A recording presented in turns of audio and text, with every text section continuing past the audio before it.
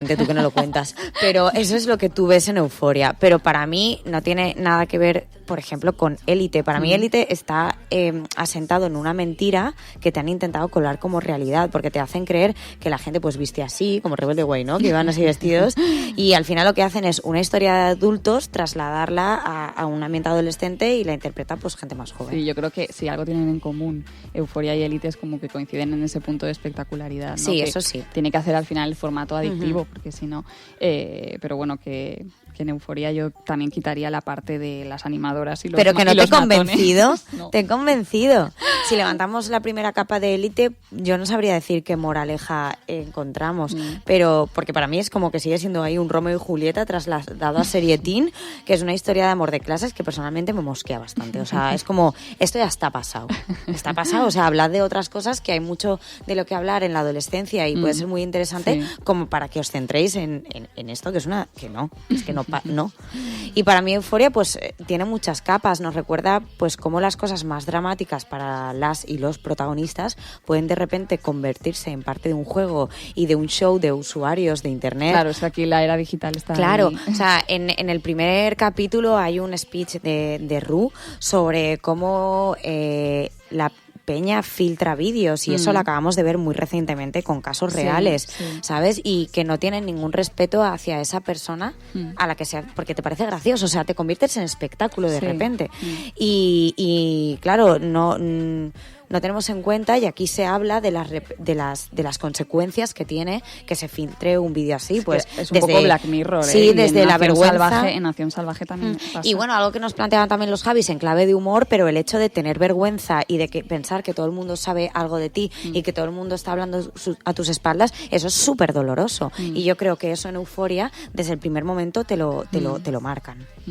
Bueno, pues como dice nuestra... Estoy súper motivada. Euphoria Euphoria tiene muchas capas, algunas ya os las hemos ido contando en este programa, pero el resto tendréis que verlas por vuestra cuenta, así que no os la perdáis. Para que nos entendamos.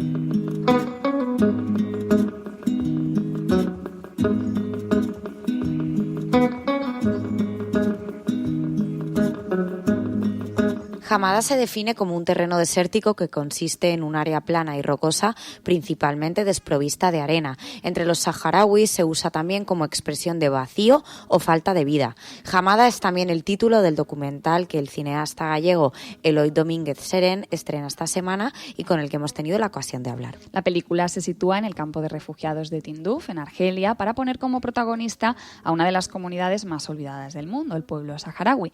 En este sentido, le hemos preguntado a su director qué le llevó a poner su cámara en este lugar del mundo. Hamada es un proyecto que nació en 2014, cuando yo vivía en Suecia.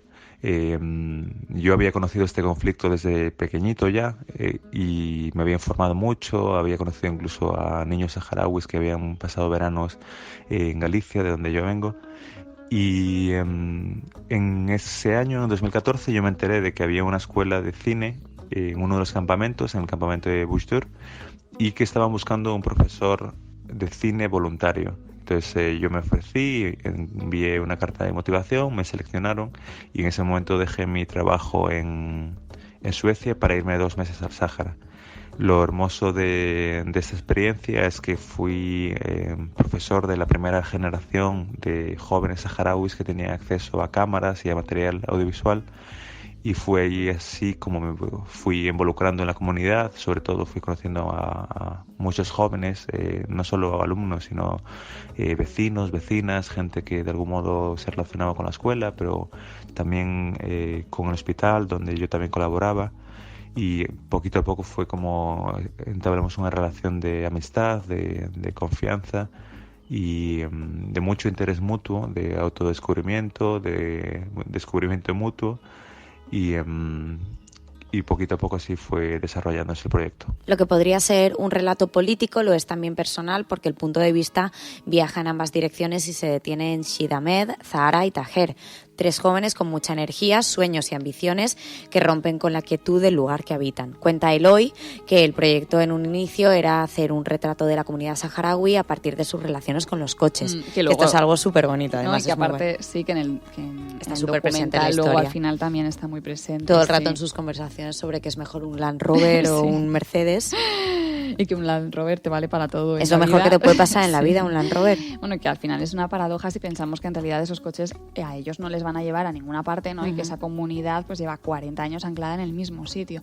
Y es por eso que le preguntábamos por cómo ha sido rodar esa espera interminable que viven sus protagonistas y combinándola también con escenas cotidianas con mucho ritmo. Sí, algo que teníamos claro en este proyecto es que queríamos retratar esa cotidianidad teóricamente vacía en los campamentos, esa sensación de tener que rellenar las horas que van desde que te despiertas hasta que te acuestas en un lugar en el que no cambia nada, no pasa nada, que parece petrificado, que está en un callejón sin salida desde un punto de vista político, y lo queríamos hacer a través de los jóvenes porque es un momento de vitalidad absoluta, de mucho entusiasmo, de muchas expectativas, de proyecciones de futuro, pero en un lugar en el que apenas hay perspectivas de futuro.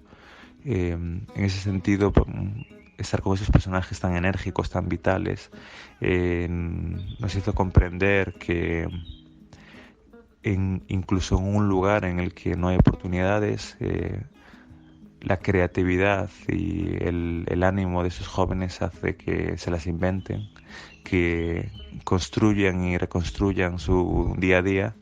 Y desde ese punto de vista, pues los tres protagonistas son muy amigos, tienen una situación muy parecida, pero se enfrentan a ella desde un temperamento y una personalidad distintas. Y en ese sentido nos parecían personajes muy complementarios. Siempre hablamos de retratos generacionales, pero al final son retratos que se centran en historias de personas con problemas del primer mundo. Aquí vemos una historia generacional, pero también de fraternidad, de personas que viven en medio del Sáhara. Sí, además es muy curioso también porque tú ves a esos jóvenes no con problemas que tú podrías tener, pero sí en ciertos modos. Son lo mismo, o sea, están buscando trabajo, sí, quieren aprender a conducir. Representados, sí. El otro día en un encuentro con Fernando León de Aranoa, el director confesaba que rodando en los lugares de mayor conflicto del mundo es donde él se ha encontrado con los mejores chistes, ¿no? Y esto es algo que vemos también en el documental, porque Hamada también se apoya en muchas situaciones cómicas que provocan estos tres protagonistas, ¿no? Lo que nos ha llevado a preguntarle a Eloy por el uso que se hace del humor como el pegamento necesario para que al final estas historias calen mejor en el espectador. Una de las cosas que más sorprenden a los espectadores y creo que además más agradecen es que las grandes dosis de humor que hay en la película no se imaginan que en un lugar tan duro, tan inhóspito, tan hostil como es la Hamada, como es el desierto del desierto, se puedan encontrar con escenas cómicas, pero lo cierto es que la película está lleno de esas pequeños momentos que te llevan desde la sonrisa hasta la carcajada, y no fue en absoluto nada intencional, en el sentido no queríamos hacer una comedia, a pesar de que varios momentos de la película sí que lo parece.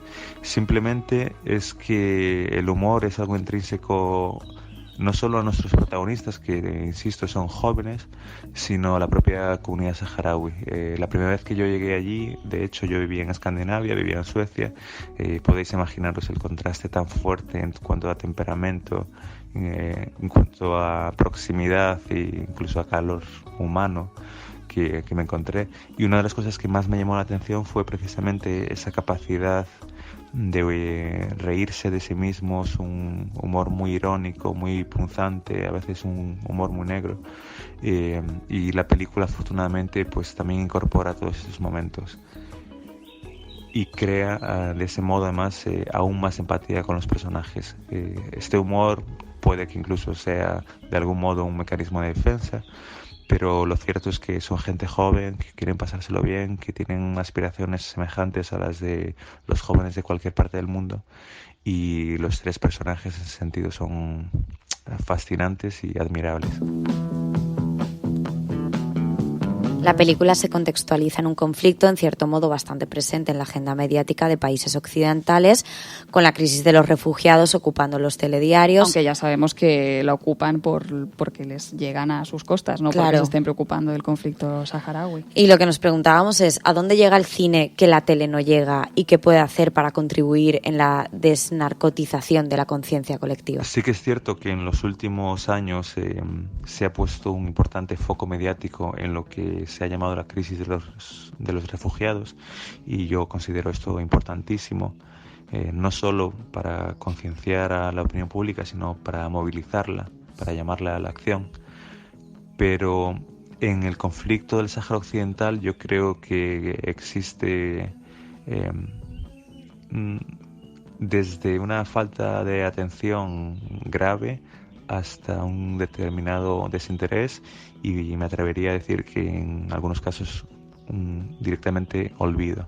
Esta película, al ser una coproducción internacional entre 3 países, entre Suecia, Noruega y Alemania, nos habíamos propuesto como un objetivo prioritario visibilizar este conflicto en aquellos lugares, aquellos países en los que apenas es conocido, que lamentablemente es en la mayoría de Europa, por no hablar del resto del mundo. Entonces, en ese sentido, estamos muy satisfechos porque hemos tenido un estreno magnífico que fue en IDFA, que está considerado el festival de cine documental más importante del mundo. Y a partir de ahí hemos estado ya pues en unos 20 países, ya he estado también en televisiones de varios países, y en ese sentido pues ese objetivo de visibilizar y sobre todo de dar a conocer este conflicto a gente que nunca había oído hablar de él, creo que lo estamos cumpliendo y estamos muy satisfechos. Aún así, yo creo que el cine, los cineastas, los agentes culturales, a pesar de que podemos visibilizar, podemos concienciar o podemos en algunos casos denunciar, lamentablemente tenemos determinadas limitaciones a la hora de poder tomar, más que tomar decisiones, cambiar las cosas. Entonces, quien sí puede decidir cambiar las cosas, lamentablemente en este conflicto se está lavando las manos, oculto en una situación, en una posición de falsa neutralidad y sobre todo de ambigüedad, yo diría que de hipocresía. Es muy frustrante, pero al mismo tiempo es admirable ver la fe absoluta que todavía el pueblo saharaui, a pesar de todas las decepciones, continúa teniendo en la comunidad internacional y en la ONU, y en encontrar una vía pacífica a su conflicto. Y luego también es admirable la increíble vitalidad, la energía y, como se puede ver en la película, el sentido del humor que tienen los saharauis. Me siento un afortunado de haber podido convivir con esta comunidad durante 8 meses a lo largo de 3 años, de que me hayan ofrecido su hospitalidad y su amistad. Y la película fue solo una parte pequeña de un proyecto vital en el que todavía seguimos en contacto. De hecho, ahora conozco a muchos saharauis, incluso en España, y seguiremos de un modo u otro, sea a través de la cultura o sea a través de vías políticas. Intentaremos contribuir a encontrar una solución y mejorar la situación de los saharauis.